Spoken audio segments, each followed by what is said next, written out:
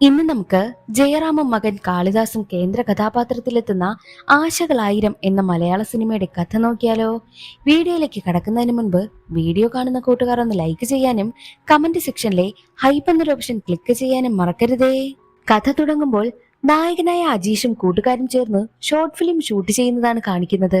അനുവാദം ഒന്നും വാങ്ങാതെ ബസ് സ്റ്റാൻഡിൽ വെച്ചാണ് ഷൂട്ടിംഗ് നടക്കുന്നതും. എന്നാൽ അതിലൊരു ഫൈറ്റ് സീനിൽ അജീഷ് അറിയാതെ തന്റെ കൂടെയുള്ളവരെ അല്ലാതെ പുറത്തുള്ള ഒരാളിനെ തല്ലിപ്പോകുന്നു. അതോടെ അജീഷിനെയും കൂട്ടുകാരെയും പോലീസ് പിടിച്ചുകൊണ്ടുപോയി നന്നായിട്ടൊന്ന് വിരട്ടും. അജീഷിനാണെങ്കിലോ എങ്ങനെയെങ്കിലും ഒരു സിനിമാ നടനാകണമെന്നാണ് അവന്റെ ആഗ്രഹം. അതുകൊണ്ട് തന്നെ ജോലിക്കും കൂലിക്കൊന്നും പോകാതെ ഒരു യൂട്യൂബ് ചാനലും ഇൻസ്റ്റഗ്രാം അക്കൗണ്ടും ഒക്കെ തുടങ്ങി വീഡിയോ ഒക്കെ പോസ്റ്റ് ചെയ്യാറാണ് പതിവ്. പക്ഷേ അജീഷിന്റെ അച്ഛനായിട്ടുള്ള ഹരിഹരന് അതൊന്നും ഇഷ്ടമേ അല്ല. അജീഷിന്റെ വീട്ടില് അച്ഛനായ ഹരിഹരനും അമ്മയും സഹോദരിയുമാ ഉള്ളത്. ഹരിഹരനാണെങ്കിൽ ഒരു മെഡിക്കൽ റെപ്രസെന്റേറ്റീവാ. വർഷങ്ങളായിട്ട് ഈ ജോലി തന്നെയാണ് ചെയ്യുന്നത്. ഒരു പ്രൊമോഷൻ പോലും കിട്ടാത്തത് കൊണ്ട് ഹരിഹരനെ എപ്പോഴും കൂട്ടുകാർ കളിയാക്കാറുണ്ട്. പക്ഷേ തന്റെ കുടുംബം എങ്ങനെയെങ്കിലും നന്നായിട്ട് മുന്നോട്ട് കൊണ്ടുപോകണമെന്ന് മനസ്സുള്ളത് കൊണ്ട് തന്നെ ഹരിഹരൻ ആ ഒരു ജോലി ഉപേക്ഷിക്കുവാനായിട്ടും തയ്യാറായില്ല.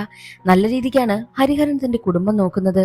പക്ഷേ മകനായിട്ടുള്ള അജീഷ് ഇങ്ങനെ വീഡിയോ സിനിമ എന്നൊക്കെ പറഞ്ഞ് നടക്കുന്നത് ഹരിഹരന് ഒട്ടും ഇഷ്ടമേ അല്ല. നീ ഏതെങ്കിലും ജോലിക്ക് പോയി കുടുംബത്തിന്റെ കാര്യം കൂടി നോക്കണമെന്ന് പറഞ്ഞ് എന്നും ഹരിഹരൻ വഴക്ക് പറയും. പക്ഷേ അതൊന്നും അജീഷ് മൈൻഡ് ചെയ്യത്തില്ല. അജീഷിനാണെങ്കിൽ എങ്ങനെയെങ്കിലും ഒരു നടനാകണം. തനിക്ക് വേറൊരു ഹരിഹരനായി മാറാൻ താല്പര്യമില്ല എന്നാണ് അച്ഛനോട് പറയുന്നതും. അച്ഛനാണെങ്കിൽ തന്റെ മകളുടെ പഠിത്തം അങ്ങനെയുള്ള കാര്യങ്ങളൊക്കെ നോക്കി വല്ലാത്ത ടെൻഷനിലായിരുന്നു. വീടിന്റെ കാര്യങ്ങളും ലോണും ഒരുപാട് കാര്യങ്ങളുണ്ട്. ഒരിക്കൽ അജീഷ് ഓഡീഷൻ അറ്റൻഡ് ചെയ്യുവാനായി പോവുകയായിരുന്നു. അവിടെ വെച്ച് അസോസിയേറ്റ് ഡയറക്ടറായ റിയ എന്ന പെൺകുട്ടിയെ പരിചയപ്പെടും. ആദ്യ കാഴ്ചയിൽ തന്നെ റിയ അജീഷിന് ഒരുപാട് ഇഷ്ടമാകും.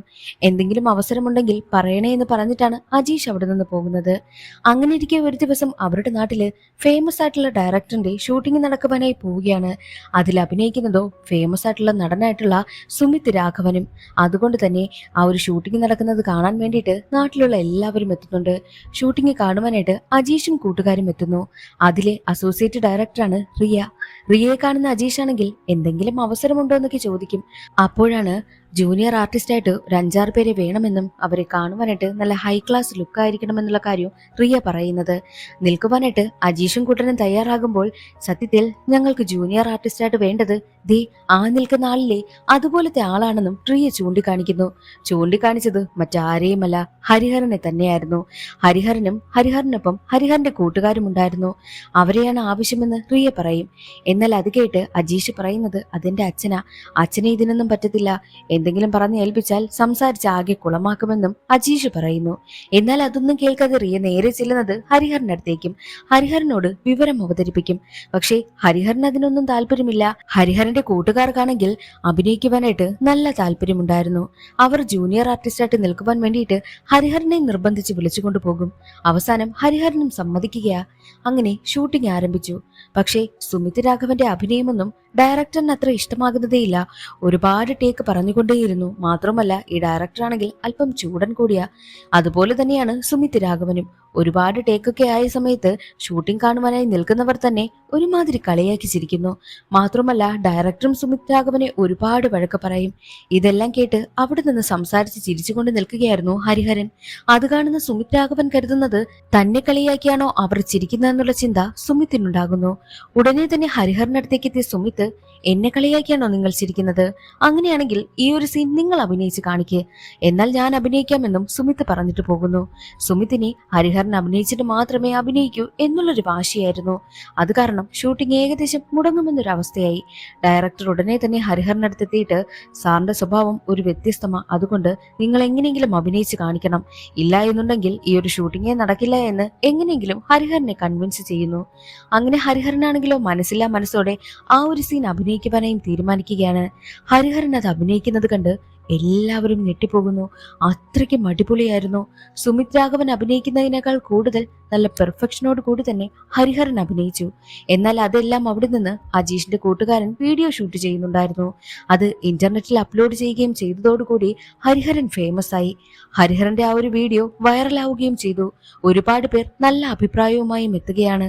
ഇതെല്ലാം കാണുന്ന സുമിത്തിന് ആകെ ദേഷ്യമാവുകയാണ്. സുമിത്തിനെയും ഹരിഹറിനെയും കമ്പയർ ചെയ്താണ് ഓരോ വീഡിയോസും കാര്യങ്ങളും ഒക്കെ ഇറങ്ങുന്നത്. സുമിത്ത് ആകെ ദേഷ്യപ്പെട്ടിരിക്കുന്ന സമയത്ത് സുമിത്തിനോട് അച്ഛൻ പറയുന്നത്, നീ ഇങ്ങനെ എടുത്തു ചാടി ഓരോ തീരുമാനങ്ങൾ എടുക്കുന്നതെന്ന് ശരിയല്ല. നീ ആദ്യം ഹരിഹരനുമായിട്ട് ഒന്ന് കോംപ്രമൈസ് ആവ്.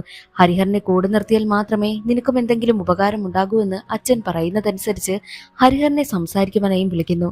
എന്നിട്ട് ഹരിഹരനോട് പറയുന്നത് അവരുടെ അടുത്ത സിനിമയില് ഒരു ചെറിയൊരു സീനിൽ ഹരിഹരൻ കൂടി സുമിത്തിനൊപ്പം അഭിനയിക്കണമെന്നായിരുന്നു. ഹരിഹരനും അതിന് സമ്മതിച്ചു. അങ്ങനെ ഷൂട്ടിങ്ങും കഴിയുകയാണ്. ഹരിഹരൻ അഭിനയിച്ച ആ ഒരു സിനിമ റിലീസാകും. അതിൽ 2 സീൻ മാത്രമായിരുന്നു ഹരിഹരൻ അഭിനയിച്ചതെങ്കിലും ആ 2 സീനും അത്ര പെർഫെക്റ്റ് ആയിട്ടാണ് ഹരിഹരൻ അഭിനയിച്ചത്. അതുകൊണ്ട് തന്നെ സിനിമ റിലീസായപ്പോൾ സുമിത്തിന് കിട്ടുന്നതിനേക്കാൾ ഏറ്റവും കൂടുതൽ പ്രാധാന്യം കിട്ടിയത് ഹരിഹരനായിരുന്നു. മാത്രമല്ല ഓരോ പ്രസ് മീറ്റിലും സുമിത്തിനോട് മീഡിയക്കാർ ചോദിക്കുന്നത്, സുമിത്തിന്റെ അവസാന സിനിമയും പൊട്ടി, ഈ ഒരു സിനിമ വിജയിക്കുവാനായിട്ട് കാരണം ഹരിഹരനുമായിട്ടുള്ള ആ ഒരു കോൺട്രവേഴ്സിയാണോ? ഇനി അടുത്ത പടങ്ങളിലും ഹരിഹരനെ കാണാനായിട്ട് കഴിയുമോ എന്നൊക്കെ ചോദിക്കുമ്പോൾ ഞാനെന്താ കങ്കാരുവാണോ? എപ്പോഴും എന്റെ ബാഗില് ഹരിഹരനെ ഇട്ടുകൊണ്ട് നടക്കാനെന്ന് പറഞ്ഞിട്ടാണ് വലിയ ആറ്റിറ്റ്യൂഡിൽ സുമിത് അവിടെ നിന്ന് പോകുന്നത്. സുമിത്തിന് ഹരിഹരനോട് ആകെ ദേഷ്യം തന്നെയാണ്. മാത്രമല്ല ഹരിഹരന്റെ ആ ഒരു സിനിമ ക്ലിക്കായതോടുകൂടി മകനും അച്ഛനോട് നല്ല ഈഗോ തോന്നുന്നു.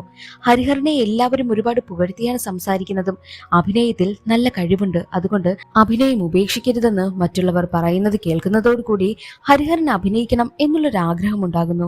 അതുകൊണ്ട് തന്നെ തന്റെ ജോലി ഉപേക്ഷിക്കുവാനായിട്ടും ഹരിഹരൻ തീരുമാനിക്കുകയാണ്. ഹരിഹരൻ ഇത്രയും നാളായിട്ടൊരു പ്രൊമോഷൻ പോലും കിട്ടാതെ ഒരു മെഡിക്കൽ റെപ്രസെന്റേറ്റീവായിട്ട് മാത്രമാണല്ലോ കഴിഞ്ഞു പോകുന്നതും. അതുകൊണ്ട് തന്നെ ഹരിഹരനാണെങ്കിൽ തന്റെ ജോലിയിൽ നിന്ന് പറഞ്ഞുവിടുന്നതിന് മുൻപായിട്ട് വോളണ്ടറി റിട്ടയർമെന്റും വാങ്ങുകയാണ്. വീട്ടിലെത്തുന്ന ഹരിഹരനോട് എടുത്തുചാടി ജോലിയൊക്കെ കളഞ്ഞാൽ നമ്മൾ എന്ത് ചെയ്യുമെന്നും ഭാര്യ ചോദിക്കുന്നു. അതിന് മറുപടിയായിട്ട് ഹരിഹരൻ പറയുന്നത്, ആകെ 2 സീനിൽ അഭിനയിച്ചപ്പോൾ തന്നെ അവരെനിക്ക് 20,000 രൂപ വെച്ച് തന്നു. അങ്ങനെയാണെങ്കിൽ ഒരു മാസം ഒരു 3-4 സിനിമ കിട്ടിയാൽ മതി, നമ്മുടെ ലൈഫ് സെറ്റ് ആകുമെന്നും ഹരിഹരൻ പറയും. അതിന് മറുപടിയായിട്ട് ഭാര്യ ചോദിക്കുന്നത്, ഇപ്പോൾ തന്നെ 3-4 മാസമായി, ഒരു സിനിമയും കിട്ടിയില്ലല്ലോ എന്നൊക്കെ ചോദിക്കുകയാണ്. ഹരിഹരന് അതെല്ലാം കേട്ട് ദേഷ്യവും സങ്കടവും ഒക്കെ വരുന്നു. ഹരിഹരനാണെങ്കിൽ എങ്ങനെയെങ്കിലും ഒരു സിനിമാ നടനാകണം, അത് തന്നെയാണ് ഇപ്പോഴത്തെ ഹരിഹരന്റെ ലക്ഷ്യം. അതേ സമയത്തായിരുന്നു ഹരിഹരന്റെ കൂട്ടുകാരനാണെങ്കിൽ തന്റെ മകളുടെ കല്യാണം വിളിച്ച് വീട്ടിലേക്ക് എത്തുന്നത്. ഹരിഹരനെ കൂട്ടുകാരനാണെങ്കിൽ ഒരുപാട് ഉപദേശിക്കും. ഇങ്ങനെ എടുത്തുചാടി ജോലിയൊക്കെ കളയണോ? ഞാൻ ബാംഗ്ലൂരിൽ ഒരു ഫാർമ കമ്പനി തുടങ്ങുവാനായി പോവുകയാണ്. അവിടെ നിനക്ക് സൂപ്പർവൈസറായിട്ട് ജോലി തരാം, നീ അവിടെ പോയി ജോലി ചെയ്യുവാനായിട്ടും കൂട്ടുകാരൻ പറയുന്നു. എന്നാൽ അത് കേട്ട് ഹരിഹരനാണെങ്കിൽ ആകെ ദേഷ്യം വരികയും ഒക്കെ ചെയ്യും. ഹരിഹരന് അവിടെ പോകുവാനായിട്ടോ അങ്ങനെ ജോലി ചെയ്യുവാനായിട്ടോ ഒന്നും തയ്യാറായല്ല. എങ്ങനെയെങ്കിലും നടനാകണം, അത് മാത്രമേ ഉള്ളൂ. ഭാര്യയാണെങ്കിൽ അത് നല്ലൊരു ഓഫറല്ലേ കിട്ടുന്നത്, ആ ഓഫർ സ്വീകരിച്ചുകൂടെ എന്ന് ചോദിക്കുമ്പോൾ, എനിക്ക് അഭിനയിക്കണം, അതാണ് എന്റെ താല്പര്യം. മാത്രമല്ല നിങ്ങളെയൊക്കെ ഉപേക്ഷിച്ച് ഞാൻ എങ്ങനെ ബാംഗ്ലൂരിൽ പോയി നിൽക്കുമെന്നായിരുന്നു ഹരിഹരന്റെ മറുപടിയും. ഹരിഹരൻ ജോലി കളഞ്ഞതോടുകൂടി കാശുണ്ടാക്കാൻ വേണ്ടിയിട്ട് ഹരിഹരന്റെ ഭാര്യയാണെങ്കിൽ അച്ചാറുണ്ടാക്കി വിൽക്കുകയാണ് ചെയ്യുന്നതും. അങ്ങനെയിരിക്കെ ഹരിഹരന്റെ സഹോദരൻ വീട്ടിലേക്ക് വരുന്നു. കാനഡയിലേക്കുള്ള ഒരു ജോബ് ഓഫർ അജീഷിന് നേരെ നീട്ടുകയാ. പക്ഷെ അജീഷിനും അതിനൊട്ടും താല്പര്യമേ ഇല്ലായിരുന്നു. അങ്ങനെയിരിക്കെ അവർ ഫാമിലിയോട് കൂടി കൂട്ടുകാരന്റെ മകളുടെ കല്യാണത്തിനായി പോകും. കല്യാണ ഫംഗ്ഷനൊക്കെ അടിപൊളിയായിട്ട് ആഘോഷിച്ച ശേഷം തന്റെ ഭാര്യയും മകളെയും ഹരിഹരൻ വീട്ടിലേക്ക് പറഞ്ഞു വിടുന്നു. അതിനുശേഷം മകനുമായിട്ടിരുന്ന് സംസാരിക്കുകയാണ് ഹരിഹരൻ. ഒരു ഡീല് വെക്കുകയാണ്. നമുക്ക് 2 പേർക്കും ഇപ്പോൾ ജോബ് ഓഫർ വന്നിരിക്കുക. എനിക്ക് ബാംഗ്ലൂരിലേക്കും നിനക്ക് കാനഡയിലേക്കും. നമുക്കൊരു കാര്യം ചെയ്യാം, നമ്മൾ 2 പേരിൽ ആദ്യം ആർക്കാണ് സിനിമയിലേക്കുള്ള അവസരം വരുന്നത് അവർ നാട്ടിൽ നിൽക്കണം, അല്ലാത്ത ആൾ ജോലിക്കായിട്ട് പോകണമെന്നും ഹരിഹരൻ പറയുന്നു. ആ ഒരു ഡീലിന് അജീഷും സമ്മതിക്കുകയാണ്. അടുത്ത ദിവസം മുതൽ ഹരിഹരനും അജീഷും സിനിമയിൽ അവസരം കിട്ടുമോ എന്നറിയാൻ വേണ്ടിയിട്ട് പല ഡയറക്ടർമാർക്കടുത്തേക്കും പല ഓഡിഷൻ നടക്കുന്നിടത്തേക്കും പോകുന്നു. അങ്ങനെയിരിക്കെ ഒരു ദിവസം അജീഷിന് ഒരു സിനിമയിലേക്ക് അവസരം കിട്ടുകയാണ്. പുതുമുഖങ്ങളെ വെച്ച് ഒരു സിനിമ എടുക്കുവാനായും പോകുന്നു. ആ സിനിമയിലെ നായകനായിട്ടാണ് അജീഷിനെ തിരഞ്ഞെടുത്തിരിക്കുന്നതും. ആ ഒരു സന്തോഷ വാർത്ത അജീഷ് ആണെങ്കിൽ തന്റെ അമ്മയെ വിളിച്ചറിയിക്കുന്നു. അമ്മയ്ക്കും ഒരുപാട് സന്തോഷമാകും. ഹരിഹരനും അത് കേട്ട് ചെറിയ സന്തോഷവും വലിയ സങ്കടവുമാണ്. കാരണം ബാംഗ്ലൂരിലേക്ക് പോയല്ലേ പറ്റൂ. ആ ഒരു സങ്കടത്തിലിരിക്കുക ഹരിഹരൻ. കുറച്ചു ദിവസങ്ങളൊക്കെ കഴിഞ്ഞ് സിനിമയുടെ കാര്യം അന്വേഷിച്ച് വീണ്ടും ഡയറക്ടറിന്റെ അടുത്ത് എത്തുന്ന സമയത്താണ് ഞെട്ടിക്കുന്ന കുറച്ചു കാര്യം ഡയറക്ടർ പറയുന്നത്. എന്തെന്നാൽ പുതുമുഖങ്ങളെ വെച്ചിട്ട് സിനിമ എടുക്കുന്നത് കൊണ്ട് തന്നെ പ്രൊഡ്യൂസർ ആണെങ്കിൽ അധികം ഫണ്ട് മുടക്കുവാനായിട്ട് തയ്യാറാകുന്നതേയില്ല. അതുകൊണ്ട് ആദ്യത്തെ സിനിമയായതുകൊണ്ടും ചെറിയ സിനിമയായതുകൊണ്ടും നിങ്ങൾ തന്നെ ബഡ്ജറ്റ് ഇട്ട് ചെയ്യുവാനായിട്ടാണ് പ്രൊഡ്യൂസർ പറഞ്ഞത്. അതുകൊണ്ട് ആദ്യമായിട്ട് അഭിനയിക്കുന്ന നടന്മാർ കുറച്ച് കാശൊക്കെ ഇറക്കണം. നിങ്ങളുടെ കയ്യിൽ എത്ര കാശുണ്ടോ കുറച്ച് ലക്ഷങ്ങളൊക്കെ ചിലവാക്കണമെന്നും ഡയറക്ടർ പറയുന്നു. അത് കേട്ട് അജീഷ് ആകെ ഞെട്ടിപ്പോവുകയാണ്.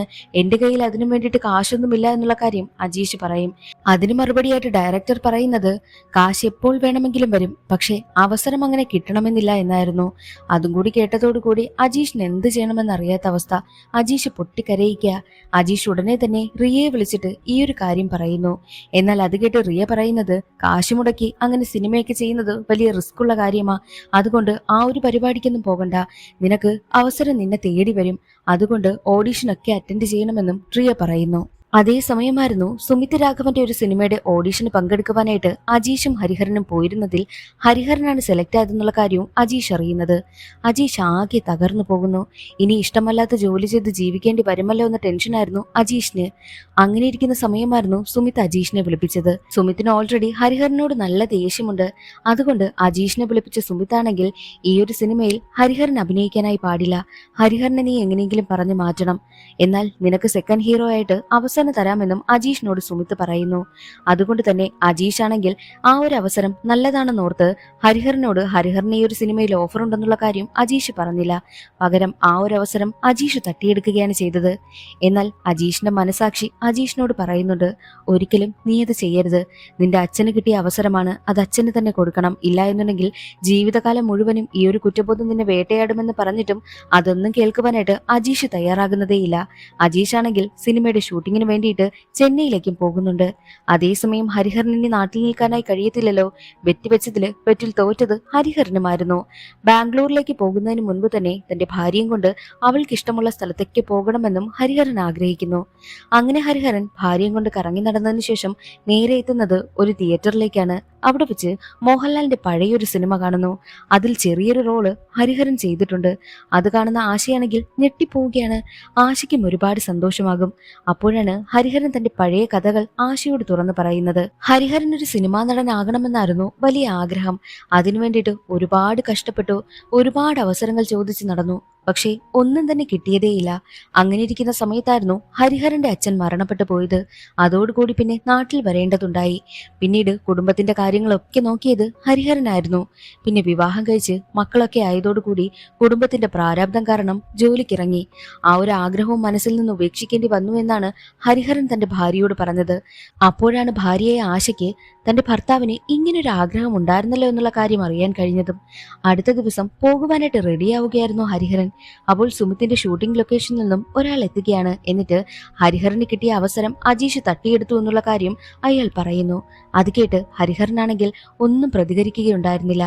സാരമില്ല, എന്റെ മകനല്ലേ ആ ഒരു അവസരം കിട്ടിയത്, എന്തായാലും എനിക്കിനി സിനിമയോടൊന്നും താല്പര്യമില്ല എന്ന് പറഞ്ഞ് അയാളെ അവിടെ നിന്ന് പറഞ്ഞു വിടുകയാണ് ചെയ്തത്. വന്നത് സത്യത്തിൽ സുമിത്തിന്റെ കസിനാണ്.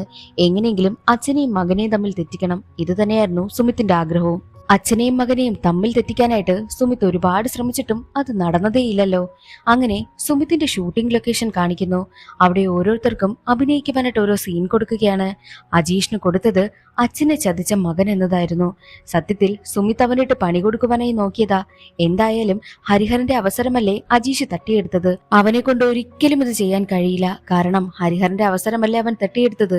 അതുറപ്പായിട്ടും അവന്റെ മനസ്സിൽ കാണും. അവൻ ഒരിക്കലും ഈ ഒരു സീൻ അഭിനയിക്കില്ല എന്ന സന്തോഷത്തിലിരിക്കുകയാണ് സുമിത്. എന്നാൽ അവിടെ സുമിത്തിന്റെ ആ ഒരു ചിന്തയെ തന്നെ തകർത്തുകൊണ്ട് അജീഷ് ആണെങ്കിൽ തകർത്ത് അഭിനയിക്കുന്നു. അവന്റെ കൺമുന്നിൽ അവൻ അപ്പോൾ അയാളെ കാണാൻ കഴിഞ്ഞത് സ്വന്തം അച്ഛനായ ഹരിഹരനായിട്ടാണ്. ആ ഒരു അച്ഛനായിട്ട് അഭിനയിക്കുന്ന ആളുടെ മുന്നിൽ അവൻ എല്ലാം ഏറ്റുപറഞ്ഞ് പൊട്ടിക്കരയുന്നു. ഓരോ കാര്യങ്ങളായിട്ട് അവൻ എണ്ണി എണ്ണി പറയുകയാണ്. എന്നിട്ട് അച്ഛന്റെ കാലിൽ വീണാണ് മാപ്പ് പറയുന്നത്. എല്ലാവരും വിചാരിച്ചത് അവന്റെ അഭിനയമായിരിക്കും അതെന്ന്. പക്ഷേ അതവന്റെ അഭിനയമായിരുന്നില്ല. യഥാർത്ഥത്തിൽ അവന്റെ മനസ്സിലുണ്ടായിരുന്ന ആ ഒരു സങ്കടവും അവന്റെ കുറ്റബോധവുമാണ് അവിടെ കാണാൻ കഴിഞ്ഞത്. അതോടുകൂടി എല്ലാവരും എഴുന്നേറ്റ് നിന്ന് കൈയടിക്കുകയാണ്. സുമിത്തിന്റെ ചതിയാണിതെന്നുള്ള കാര്യം അജീഷിന് നന്നായിട്ട് മനസ്സിലായത് കൊണ്ട് തന്നെ നിങ്ങളുടെ ഈഗോയ്ക്ക് വേണ്ടിയിട്ട് മറ്റുള്ളവരുടെ കഴിവിനെ നശിപ്പിക്കരുതെന്ന് പ്രത്യേകം അജീഷ് പറയുന്നു. അതേ സമയത്തായിരുന്നു അവിടേക്ക് ഹരിഹരനും ഭാര്യയും എത്തുന്നത്. എന്നാൽ സുമിത് അവരോട് പറയുന്നത് മലയാള സിനിമയിൽ ഗോഡ് ഫാദർ ഉണ്ടെങ്കിൽ മാത്രമേ ഒരാൾക്ക് രക്ഷപ്പെടാനായിട്ട് കഴിയൂ. ഇല്ല എന്നുണ്ടെങ്കിൽ ആരും എങ്ങും എത്തില്ല എന്നുള്ള രീതിയിൽ രീതിയിലാണ് സുമിത് സംസാരിക്കുന്നത്. പക്ഷേ അത് കേട്ട് ആശ പറയുന്നത്, മലയാള സിനിമയിൽ ഗോഡ്ഫാദർ വേണമെന്നില്ല, നല്ല കഴിവുണ്ടെന്നുണ്ടെങ്കിൽ ആർക്ക് വേണമെങ്കിലും മലയാള സിനിമയിൽ വിജയിക്കുവാനായിട്ട് കഴിയും, അല്ലാതെ നിന്നെപ്പോലെ പ്രൊഡ്യൂസറിന്റെ മകനാകണമെന്നില്ല എന്ന് പറഞ്ഞ് ഹരിഹരനും ഭാര്യയും അവനിട്ട് നല്ലത് കൊടുത്തിട്ടാണ് തന്റെ മകനെയും വിളിച്ചുകൊണ്ട് അവിടെ നിന്ന് പോകുന്നത്. അങ്ങനെ നാട്ടിലേക്കെത്തി കുടുംബമായിട്ട് സന്തോഷത്തോടു കൂടി ജീവിക്കുകയാണ് ഹരിഹരനും കുടുംബവും.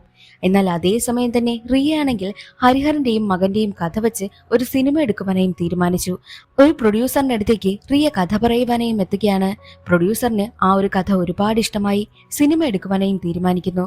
ആ കഥയിലെ നായകൻ ഹരിഹരനും അജീഷുമാണെന്ന് കാണിച്ചുകൊണ്ടാണ് സിനിമയിലെ കഥ അവിടെ അവസാനിക്കുന്നത്. ഇന്നത്തെ ഈ ഒരു വീഡിയോ എല്ലാവർക്കും ഇഷ്ടമായെന്ന് കരുതുന്നു. ഇഷ്ടമായാൽ സപ്പോർട്ട് ചെയ്യാൻ മറക്കരുതേ. അടുത്തൊരു വീഡിയോയിൽ കാണാം. അതുവരെ എല്ലാവർക്കും ബൈ.